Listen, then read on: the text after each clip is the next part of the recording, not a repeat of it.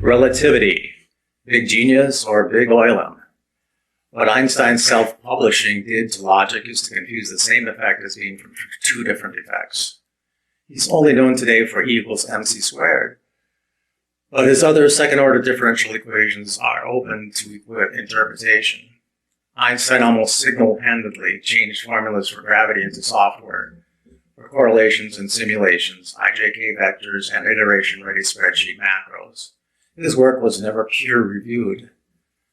He believed gravity was not a force as Newton had established, and that quantum mechanics was not a force. It was a fantasy. Statistics was to Einstein just a way to normalize errors in calculus. To make this video and the discussion comments higher quality, I would like to begin with what should be at the end. That is, we know today that Einstein could only hope to know about light. It was known from quantum experiments that light could act as a square wave and does so inside an atom and its charged electrons. Orbital shells splits off photons. The double slit experiment was also known to show the measurement in two places could cause this on a streaming electron wave source. Since 1803, when Thomas Young did this famous work, it was studied and understood that the speed of wave energy was equal to the wavelength in a media like a vacuum of space, times the frequency per second at the source. That is what measurement, or an Einsteinian concept of speed relative to the observer, was. The statistical method for using the sine wave as an average wavelength for such complex things as multi-frequency sunlight or starlight was not known until after Einstein's career was over. The law that we know today says that the probability of measuring an amplitude in a sine wave is the same as the amplitude of a sine wave. This law of physics gives us a statistical average metric, and it is showing many other modalities of light propagation, even into today's new discoveries and new experiments in photonics. The military secret photosensors can image light traveling through 2 or 3 large buildings and everything inside of those buildings, for example. Sadly, after all my research over the years on the nature of light, I should tell the viewer that it appears suspicious that Einstein tried to expand his special relativity by publishing claims of special relativity. The reason is that the dilation made claims in special relativity, and the two-dimensional nature of that effect, as well as the two-dimensional plane of planets and orbits as part of a star system or disk of a galaxy in space, is special relativity.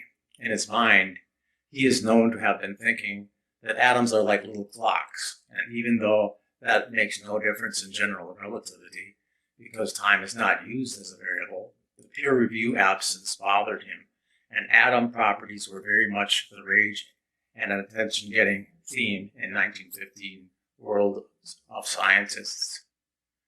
Later in his career chronology in the USA as a professor, Einstein helped inform wartime authorities in the 1940s that an atomic weapon of great force might be possible in a letter to the President of the United States. A photon is still today a particle triad paradox, part wave, part bullet, part quantum, leapfrogging energy that bypasses time. The famous equation of E equals mc squared is not literally true. Recently, a study was able to show gravitational lensing that was 10 times that which was used as a prediction validation by Einstein for special relativity. The original matching to predicted value effect was possible due to solar wind, which is now 200,000 times as great as it was estimated at the turn of the century. Yes, this topic was important in global warming because the redshift prediction caused by any gravitational fields means incoming light waves are redshifted at the source and at the gravity well at the receiving end on the Earth. If our solar system nears any sources of gravity sinks, according to the beliefs of the Einstein-era metaphysics, be they from quantum spontaneous pair count fluctuations the newest Cooper pair semiconduction in absolute zero fluids, or in so-called dark matter, that the light striking the Earth's atmosphere from the sun is more blue than we are using as an average for the value of infrared heat and the growth of the ozone CO2 greenhouse effects. This current thinking is based on our historic data collection experience and past measurements of two types of energy transfer processes that I will try to explain. It could then turn out that the Earth is actually cooling as was believed in the 1970s and late 1960s. That theory was, by peer-reviewed sources, made accountable to sources of aerosols and particles from fossil fuel sources. Exponentially more energy is contained in higher frequencies in general. In Einstein's special relativity, the energy in a large massive body is finite, and therefore only so much time is allowed for the radiation to seek out a sink or transferable body in time-space to land on and resolve conservation of energy requirements. Hence, E equals mass c squared actually follows from the constant speed of light or distance of a light year from any given source intensity and waveform. A square wave is more a peak power transfer, while a sine wave is a root mean square wave, which is an old term of the century, turn of the century term for square root. However, in the formula, C2 means essential continuity, like two ijk vectors. That is a coordinate system like Hilbert space or Minkowski space, with one xyz axis as the center and one ijk xyz as a mass and rotation, or motion. In general relativity, the same gravity formula became C4, which is a tensor system with a 4x4 ijk's, so that it just like magnetism field theory. Tensors provide a stretching function. The math is needed, but is flawed in that it imposes a geometric structure into space, and then later in time. And every time we have done this, we've ended up with a math crisis. In the Big Bang theory, two different methods, background noise surveys versus type 1a supernova, yield different kilometer per megaparsec for expansion. C is just used as a tetradic vector to yield the Ricci tensor. Then -1 times R is the Einstein tensor G. Algebra. This formula only modified Newton's law. The curvature scalar is shown as, or called T, a completely arbitrary unit. Later it became known as C in math scientists. This method transferred backwards to Newton's m1 times m2, so that today the two-body problem radius is now divided by infinities. R, which can also be classical correlation coefficient for multiple scattered clusters, or a resistive correlation coefficient for, say, the star bars in a galaxy center. Newton used algebra, Einstein used field theory. This makes the general theory dimensionless. So I will be talking in general terms about general relativity. Turnabout is fair play. The goal of geometric space theory is to find the dimensionality of a given system of observed movements, such as expansion of a universe or galaxy or a planet orbit with a problem. When Newton spoke of absolute distance, he knew that there was no such thing as instantaneous speed. Einstein apparently did not. He wrote as a technician in what later became a theoretical subject. Theos is a word with roots in Greek. Theos is God. Theoretical means not contrary to God. In 1915, at age 36, Albert predicted every atom acting like a clock and becoming anachronistically faster than any Earth clocks, and the other clock is at zero gravity initial frame of reference. Both because of its gravity and its lack of local gravity field, the two are combined as one. It was called general relativity theory. For the duality effect and lack of coordinates, it is non-Euclidean. This very small effect of a large velocity relative to remote clocks that are stationary has recently been supported, or at least not nullified, by a small satellite sent by mistake into an elliptical orbit, one which is a typical orbit for a planet. Because of a technical failure, Einstein's work will not be forgotten, however, unless it already is mathematically beyond everyone's current competence, which is also possible. It's useful in science education and less so in technology. If you sum over all possible orientations in every direction, then G equals T, and this is a proof of symmetry. There is nothing whatsoever about time or clocks or frequency and phase shifting versus velocity of waves, only a reversible math procedure. When time comes in, there is no longer any reversibility. In fact, the result, even in special relativity, is a scalar, which is imaginary and completely useless in the context of linear algebra. This formula only modified Newton's law that inertial energy U equals mass times velocity squared, and also that in turn equals, in on-Earth force units, mass times acceleration.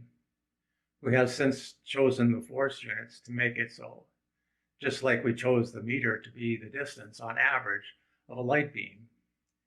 F equals ma, and E equals mv squared for momentum. But because clocking differs with both gravity constant and inertia of the enclosed environment, a meter or a foot is no longer an absolute distance previously established as the law. Newton's original law of gravity uses a radius for up to 4 Earth dimensions or diameters from its center of mass, even though we now know that the Earth is 5 times as heavy per unit of volume than any other planet. It uses the orbit. It uses the planet as the focus point or radius, and not the orbit, which is always going to be an ellipse. Copernicus, circa 1540. After +6 radii or +3 diameters, height from the surface, less than 1% gravity to Earth exists. This matches the statistical normal distribution of 3 standard deviations within 99.7%, almost exactly in statistics. Einstein's 1915 updated formula can be envisioned as a simple 8 pi times g factor, a simple wrapping statement that 8 Earth radius times 9.8 meters per second acceleration is the gradient g, and r is the independent variable distance to the center of mass, a planet, or anything else that works there. Copernicus had defined planetary motion as the area of space that a path of a planet's lines about 2 points called foci in the 1400s. That world-changing cosmic physics was abandoned by both Newton and Einstein. Volume of space does not appear anywhere in what would today be considered either earth science or heavy equipment moving in engineering. Only linear distance is used. The radius r often can be infinitely a deep, remote, arbitrary center of gravity, as Einstein had done by using a large number, the speed of light, to make the algebraic result always turn into a number less than 1 in special relativity. Mordechai Milgram, an Israeli physicist in 1982, modified Newton's gravity to perform as well as relativity theory. He calls his work Mon theory. Compared to using the sun as an origin for the planetary motion, they are both a hack. However, there is one focus, but 2 or 3 radii in every planet's elliptical orbit around the sun. My square root of 2 formula in another video talks about this. The hard work for general relativity may have been done by Grossman, who Einstein never gave sufficient credit to, and rebranded Grossman's paper on the precession of the elliptical orbit of Mercury as relativity. The published formula is a quick and dirty remake of an old movie. Maybe not a hack, but not even remotely related to time variables and spatial variables of space-time, which was invented to establish, as he suggests. He used his patent clerking stint to explore new physics publications. A reporter once set up Einstein in an interview. He asked him if he knew that not more than a handful of people in the world understood the math of general relativity. Einstein answered, "Who's the other person?" And the reporter replied, "Marcel Grossman." Einstein's biggest quirk, if not mistake, was to try to have his cake and eat it too, to make his algebra say two things at the same time without any other variables than average, distance, and time, and related to an integral energy U versus potential kinetic energy, as Newton had held up as the only available math that is possible without errors. Newton had no differential equations like Einstein had used in special relativity in the early 1900s, even though he had virtually invented what would be statistical mechanics in the mid-1600s. Newton was seen as inferior in contrast to the simultaneous equations used by Grossman-Einstein. Though Newton was credited for inventing calculus in a name only, mechanics refers to processes which are completely reversible. That is, not so reversible processes such as relativity, because the observer must not have some other observer to observe his observations. Considering what even great European educated scientists knew at the time of special relativity, it's clear Einstein meant that the observer must be Earth-based. Otherwise, you have to use distances defined as the lengths that light travels like a light year. The light year was only true if used with Earth as one origin or light sync at the distance measurement. From a spaceship point of view, signals coming from Earth would be blue shifted from a satellite, either from velocity or minimal gravity field clock tick rate increases, while those going from Earth would always be red shifted from Earth. If you believe God created Earth and thus owns mankind in that sense only, can relativity or constancy of speed of light be true? Otherwise, distance can only be defined as space divided by average amount of time taken to cross that space, or, as Newton stated the law, the absolute distance as opposed to relative distance, considering normal Earth energy and velocity as a ratio of our highest measurement light speed. That is, a vacuum is essential continuity. Relative distance and curvature are both a crypto-optical process in time. But coincidentally, so is a gravitational orbit. For example, the idea that you have to keep adding force to accelerate a solid because it is becoming heavier or more massive as it moves relative to some other matter is a conjecture that is forced upon us by the pundits who support speed limit energy, because the formula otherwise allows for exceeding the speed of light without being in an electromagnetic wave form, i.e., it would be in a quantum form. The two environments will never meet under the prescribed initial conditions. A condition status previously considered unprofessional, that is before Einstein declared the academic world by publishing his ideas as academic scholarly science and belief system-based mathematics. For math purposes, C is the same as infinity and certainly implied the possibility in relativity. So several false differential limits were invented. That in itself is not a problem, but a second kind of false prediction or promise, completely separate as an effect, is then also made a claim. A more symmetric formula would be E equals mc up to the third with spherical dimensionality, but that would introduce an unstable axis and stability theory. Like tossing a tennis racket handle, it returns to the hand face down instead of up. Grossman had added the third dimension. Einstein earlier leaves it out. Stability is really the proper name for such a category of theory, and not the ideology of gravity as a space-time related paradox. Later experiments in parity symmetry showed a possible source of centripetal force, which may result from electrons being ejected or quantum pairs ejected opposite to the direction of rotation. Centrifugal force only exists when a solid singular object is tethered, as if to offset the centripetal force that also disappears when any direct tether or contact is removed. Centripetal force, then, is typical of a solid disk in rotation pulling inward like gravity, but without any invisible force. gravity, or Newton, with one added variable, uses the cube of centripetal force.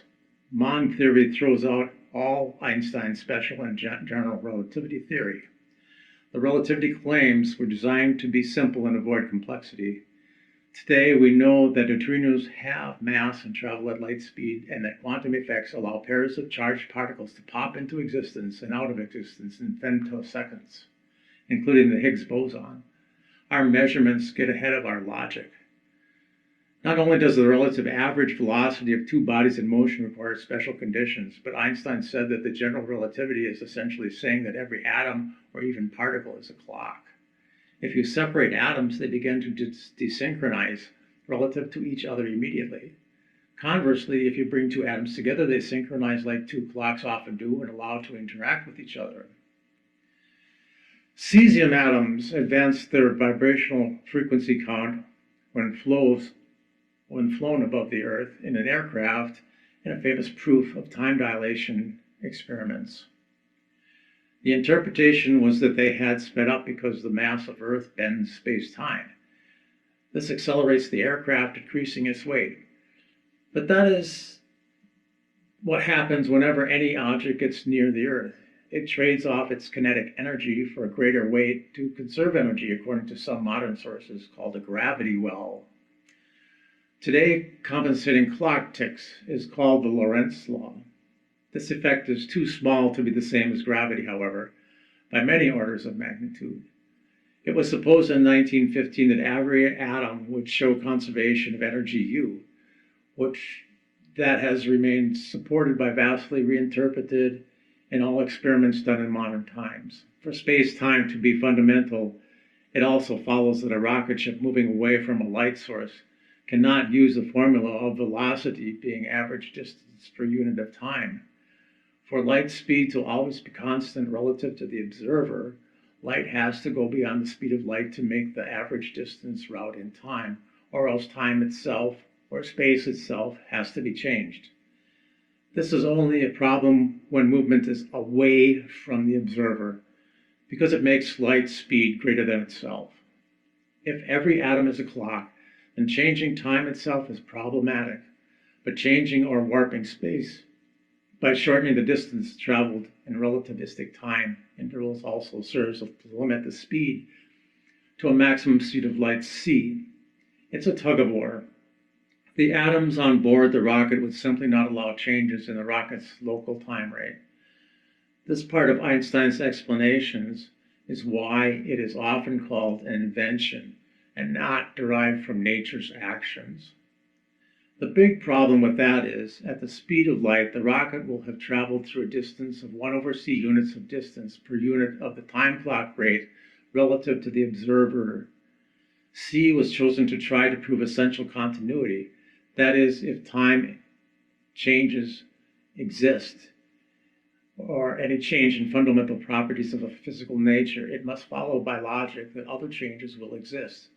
Thus, gravity is an effect of relative motion, as well as proximity to large solids like planets, which make their own local time. When you think about light speed of two observers approaching each other at half the speed of light on each vehicle's speedometer, if they point a laser at each other, one blue and the other craft's red, then of course there is no added speed of the light to the speed of the craft. Why? Think of the light as sound waves. Light is fundamentally a waved concept inside matter where it changes to a vibration called a phonon at almost the speed of light, but never that there. So would a sound wave have its speed added to the half speed velocity of each space vehicle? Of course not. There's nothing new or profound about saying that nothing goes faster than light speed. We just do not have 5 to 25 femtosecond digital clock sources to find them if they exist. Our work time window is still too small. It's not a problem of space-time at all, but one of work time. Work is force times distance, but our machines need time to change state. We define a machine as anything able to do that today.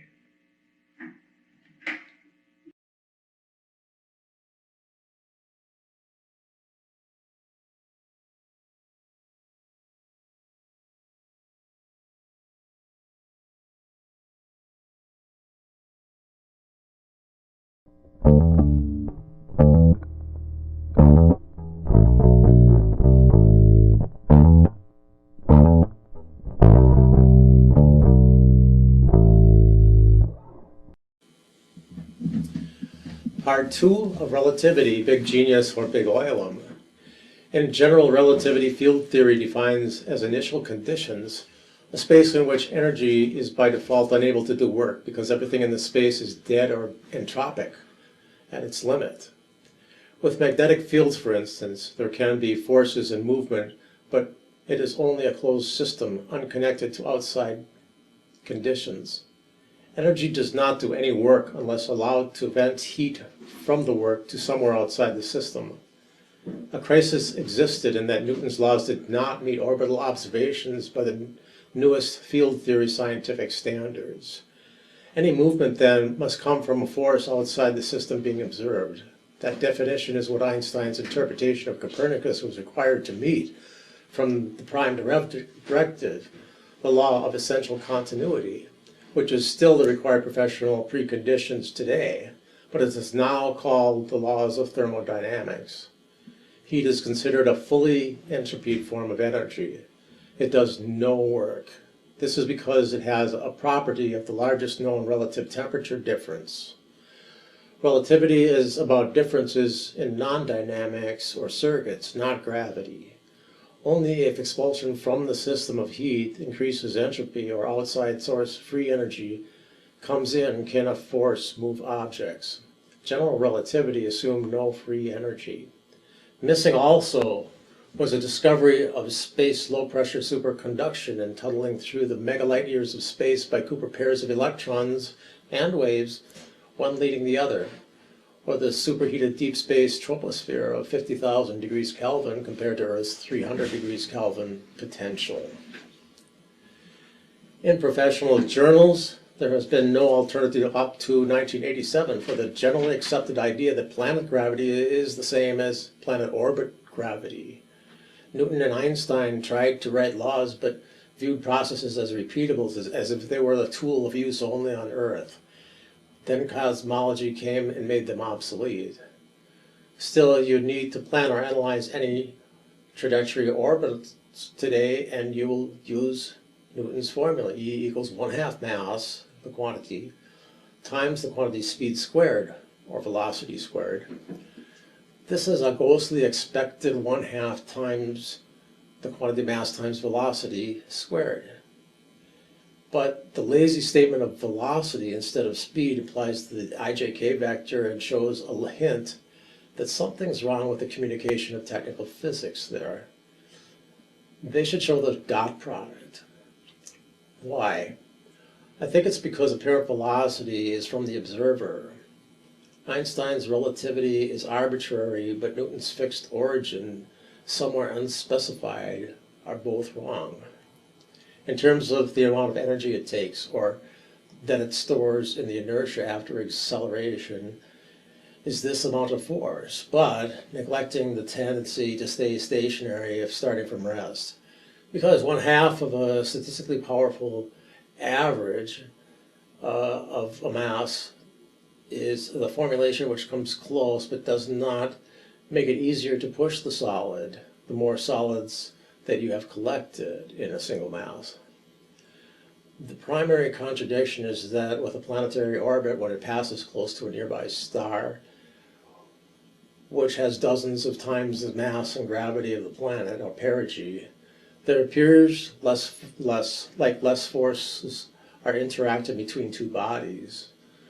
The orbits of all planets are elliptical, so that at the narrowed band, one expects gravity to be the strongest between the two as a system and weakest when the highly curved part of the ellipse is near apogee. The opposite happens. In my interpretation, we should see immediately that 0.7947445 times 0.7947445 is equal to 0.51950197, and that is very near the half step toward 0.5 from 0.5056, which I will show you is a very important real number as well. Yet you notice there are no other numbers in the real number system where the square of itself times itself equals 1/2. Real numbers are very unique. A man named Edlid Scalars is the only known man to have had anti-gravity. He is quoted as saying it, that real numbers are real gravity. Here is what I say he meant. If you neglect the limits and the string of precisions in real number systems, many mental revelations can be discovered. What I like is 0.631618 times 0.3959 equals 0.25006. But one of the properties I find when working with this magic number is that reducing the accuracy by reducing the precision of number of digits has minimal effect on the value of outcomes. Furthermore, you can find a link to the limit in access stability Mandelbrot set theory. The link is e up to the minus 0.4669, which is 0.6269, or rounded to the nearest decimal place, 0.63. An example of that is taking 0.79 times 0.64 and getting 0.5056.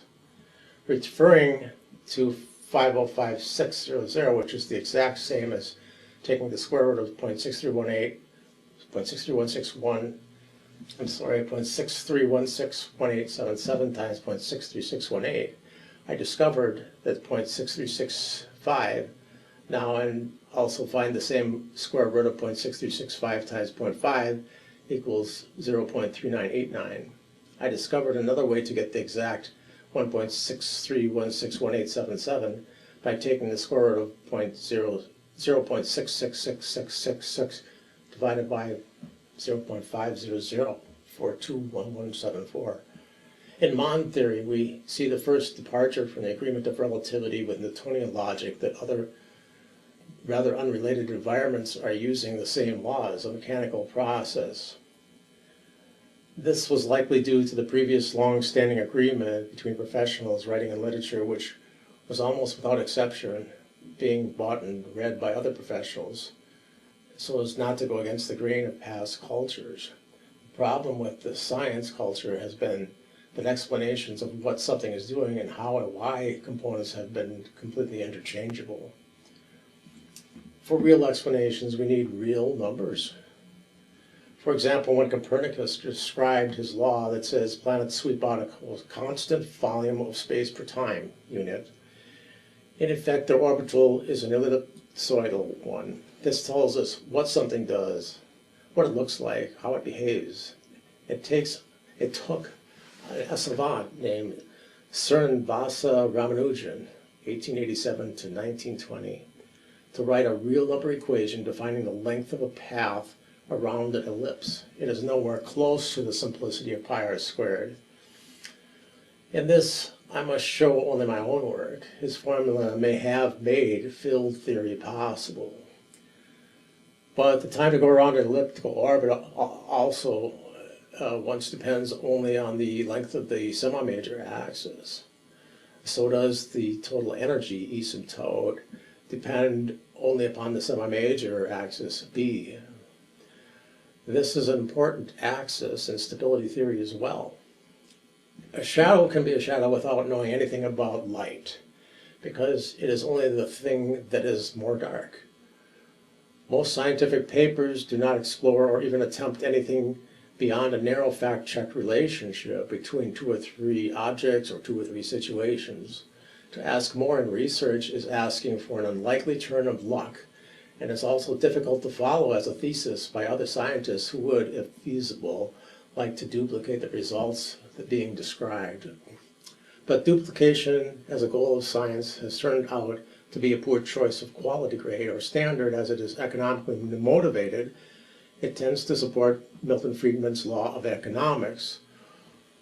That is, that everyone grabs resources, knowledge, and opportunity for monetization exclusively, but in philosophic and scientific research as well. So both education at high professional levels as well as publications from institutions have degraded over the many years. All current laws of orbits currently are directly solved from field theory and its conservation of energy interpretations. This includes the total energy of the planet that is constant, proven by the conservation laws. Angular momentum also stays constant. Copernicus never said any such thing, as nobody used field theory back then. But in contrast, in 1905, the state of telescopes and the transport and recording machines was such that other galaxies were seen. They appeared the same as other stars or star clusters, however. In essence, science never questioned the idea that the Milky Way local clustering was anything but the center of and totality of the known universe. One single measurement of light speed across the solar system had been done, which allowed those with enough daring dreadnought personalities to write a few non-academic articles for periodicals or whoever would buy them. So fast forward to today, when everyone is allowed to upload what is considered creative work, beyond the need for fact-checking, to various free services that charge for them as entertainment. Well, as entertainment, they cannot, however, offer opinions. Many informative and news articles are being censored, but not given as much exposure as those with no political-like opinions. And also, they are upsold if they have commercial product information included in them. But there is also almost no endeavor of man that is not in some sharply regulated way, in some way political. Now, this explains Einstein's assertion that time is a factor of significance in gravity, so that any solid body further away from the Earth than a man standing on the Earth can have more curvature force exerted on it, and at the same time be traveling through a longer length path at a faster rate of speed, as compared to the man Earth who is stationary and near the source of the force, whether aligned with the Earth rotation or opposite. Newton's fixed reference point is reinterpreted, so that is never entered into the physics. The logic comes close to magic. It appears that the unexplained, but often the unexplainables, are not given a basis, even if it is more like Walt Disney's principle of selling the plausible implausible, which came about much after 1905, beginning in 1927. But that is the particular attraction known as general relativity. If you watched part 1 of this video, then you know that we do have another alternative to explore. And that is the idea that the connections exist through large-scale space that allow faster than time or even actual real-time interactions, and that without having the need for spin alignment inside the nucleus of an atom. These do not appear to be gravity itself, but infinite-length relationships. We begin to be able to think the unthinkable and explain the godlike nature of Earth and how it seems to fit into other master big pictures. General relativity says a stretching function must exist and in some way be able to do large distance, time, and space bends this way. Number one, much more massive objects at greater distance in orbit. Number two, much faster but less massive objects at very short distances compared with normal objects. And then number three, this is all before Voyager 1 and 2 showed no non-local source of forces, that these probes found deep space interstellar temperatures are 20,000, 50,000 degrees Kelvin. Well, our sun is an average of 5,778 degrees Kelvin. But this is not why this happens either, but only what actually is observed from a turn of the century short list of priorities, a hot topic in general science, which has since, at that time, split into many specialties. The thought I want to propose here is again based on the much less complex calculation of real numbers, which actually can be used in experimentation as a computation of solutions to problems with gravity that better match the so-called properties that we are observing, if in disbelief, by our best science. The calculation is a kind of stability in the continuity of real numbers themselves. This continuity can be a substitution for the long sought-after foundation of a type of motion logic. The Casimir Effect is an inverted double slit waveguide. It is a narrow slit too thin to pass square waves. As expected, energy vacuum seems to appear attracting both plates, just like gravity, and just opposite square or cosine times sine wave types that I teach form these double splits. From them, double slits. Expansion and compression and square waves have random and chaotic measurements, as my patent established in the literature of inventions about 20 years ago. If you watched my video vlog on universal gravity G and the Great Pyramid, you already have a level of a beginning, a concept formation that allows you to consider an approach that is less imaginary and more real numbers, but different. A concept is formed after repeated exposure. The cosine of the inflected face of 50.5 degrees to 50.8 degrees of the Great Pyramid is, of course, 0.6316. It is, I assure you, all my own work, and that at the time of this video creation in early October of 2020, nobody else that I know of has had any clue except the builders and maybe not the designers of the Great Pyramid. And they may have done it as simply a priestly directive or to save time or material work. But they had a powerful message for all of mankind. What I did not tell you, the viewer, in that video about universal gravity is how it can be calculated by using a formula if there is also in that formula capability never before observed in the real number line. That is, I will describe how, even with the very limited multiplication methods used by ancient people, the universality of gravity can be envisioned. This does not have any rigorous mathematical needs, such as long division or precise multiplications.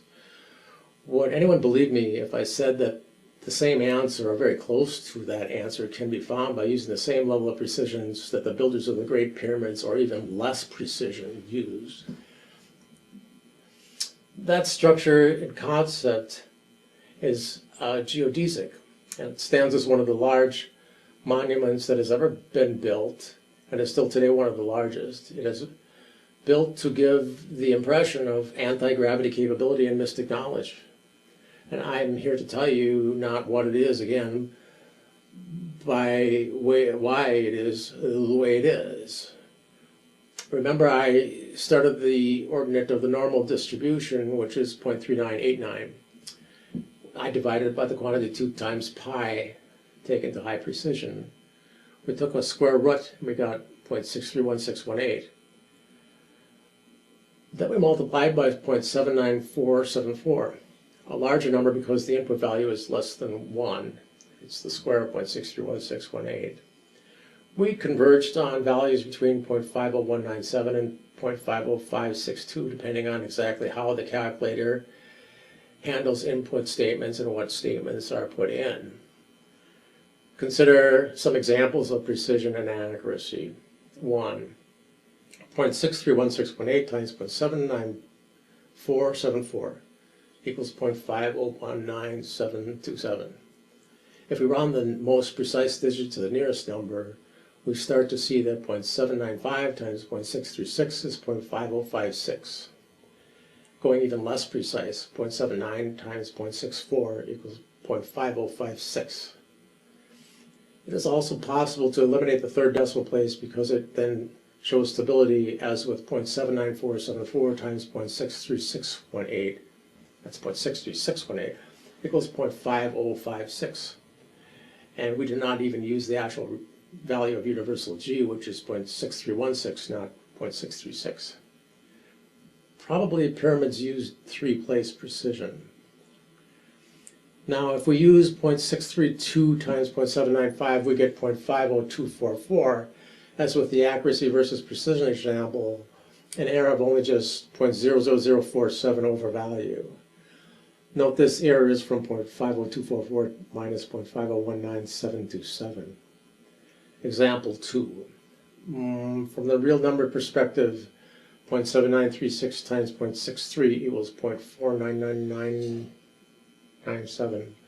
The error is 0.0003 undervalue. Or else 0.79 times 0.63166 equals 0.499. And that average is really not that important. What's important here is that the viewer and reader knows that from past emphasis on exact calculus and strict mathematical rules for gravity needs to be set aside. Think in resonances and stability, not in theoretical or wholly sacred numbers. Combined error is typically 0.0001 or 4 decimal place accuracy. Calculators also use many different algorithms to find square roots, and I stayed with one calculator. With the use of work time instead of space time, the motion of elliptical yet a counterintuitive orbital is easy to envision. In fact, easier to accept than relativity. This is because if work equals force times distance, that a planet near the sun that has a very high inertia due to speed exchanges as much work as a planet that is truly massive and at a very large distance is doing a dance in space. They're equal. Like the inside area of a wheel, which turns more slowly than the outside. The large planet needs less velocity source energy due to the out of balance effect of speed, but needs more work to turn around and head back towards its previous path. Except for Saturn, with its broken moon, most moons of large planets are more numerous, but the moons themselves do not have a moon. That double exchange would increase instabilities. The time-space tensor constriction does not fit at all with the notion that it is really just following a straight line in warped space like relativity based on field theory. We know of no such magnetic or other non-conservative effects in space-time. Furthermore, probes have found that space is not four-dimensional. However, time as a fundamental form of space has eluded measurement as a fourth-dimensional or multidimensional element. Electrical related forces are always conservative and do not elasticize that way in local experiments, but they do seem, under special space conditions, to defy wave propagation assumptions as initial conditions, in effect, non-uniformity. Einstein seemed to have established field theoretical gravity anyway, because it fits well into non-quantum publications. Such square wave work functions, as opposed to wave functions, are more intuitive and scientific in general, as they fit the rule of eliminating all things that are not likely and impossible, and whatever remains must be the correct direction to take. Whatever assumptions they do match, you hear about the collapse of the wave function. But the same experiments assume from the beginning that matter and energy, really everything, is a wave at its smallest, most precise level. Progress has been held up by the assumption that all movement comes from observable force. Objects just do not move by themselves unless by God's will. So at-rest frames was defined to be an environment where all matter moved at about the same rate of speed, like the Earth's rotational surface. That appears to be steady. It's time that we look onward. But size matters, pun intended. The light that does come may not travel fast enough, or may be in the form of a bullet rather than just a bullet and a wave like a normal photon has. This is why I said in my book, Physics Full of Holes, unpublished, that Einstein probably set the science of local physics of light back 100 years by overreaching to anticipate or predict astrophysical publication rights. Einstein intended to confuse and revise Newton's statement of laws, where the existing law says absolute distance, and replace that law with relative distance. This was making sense as experiments showed that raising any weight above the ground added potential energy. By the way, heat is also a form of this energy. The added U from a change in height was relative to any origin. There was no absolute distance, which was an embellishment that Newton had added in his description of math laws. It was not until 1959 at Harvard that gravity was shown to have just such a minute effect on radioactive iron radiation, but the changes in speed is just the frequency times the change in speed of the frequency times wavelength in a mass property type media from the redshifting of that spectral relative to the source. That can be normalized during statistics to be the same as the well-known speed of light in a vacuum. But back in the 1910s, light radiation was seen as seeking out the available places to land to transfer energy. Thus, it did not radiate every 3-dimensional radiuses to form a light beam. By this new logic, a light beam could only journey between two objects, a fast-moving object and the observer, and still appear to be measured at the same speed of light, which only was available as a measurement at the time by looking at the delay time from when Jupiter's moons appeared from behind Jupiter through large telescopes. Until then, it was thought infinitely fast. Frequency and shifting was unknown and unanticipated, even though sound waves behave similarly. Measurement is only a statistical phenomenon. It requires a normal random variable to be measured, otherwise results are randomized as a light which has mixed frequencies and wavelengths. But there is nothing sacred or easily correlated to limitless energy contained inside atoms from super collider experiments when splitting apart bits of particle matter. There is nothing that we cannot measure with microwave lasers or masers and high gigahertz signal tracers. In fact, in the year 2020, the Large Hadron Collider in Geneva declared space-time to be not fundamental. I write about space and technology, and I never let the video end with, "So you decide." If something looks like it may be magic, it's probably decades-old technology. If something looks like it's hyped to almost heavenly technology, it's probably faith in a maverick reinvention or charismatic character who is intent on overcoming a fear of missing out, like Einstein apparently was after winning the Nobel Prize of his photoelectric effect as a young man in Switzerland. It's just that these are crypto processes, and the values of mankind's history and philosophy and religion and revelations by mental invention or discovery by chance have led us down a path of fully reversible processes being super legitimate. They are today called revelation-based and thus fall into the realm of metaphysics and cosmology. Einstein's insufficient time to do work and his insynchronizable time revelations about systems of atoms predetermine his often false conclusions about what an observer might experience, being in various illusions like a magic act of nature, which is basically all done by God. What we should be doing is focusing on crypto processes and interactions. If we do not, or do not only for censored military purposes, then I'm sure we already know almost everything about nature that fits the mindset of man's sciences and philosophies and literature that the public will ever be allowed to know, and that the government and various institutions will continue to issue updates and fatwa literature supporting the mysterious phenomenon of light and light years and gravity waves. But we are only at the beginning for us. The actual real beginning may have been, as I covered in my video on Universal G and the Great Pyramid, when passing star systems were able to visit Earth and when it was just a blossoming ecosystem. There was enough billions of years for quite a number to have come by and gone, and their knowledge of gravity is evident in the clues that they constructed here for reasons that we will never come back to. Such time-intensive processes are just too difficult to repeat. Thank you for listening.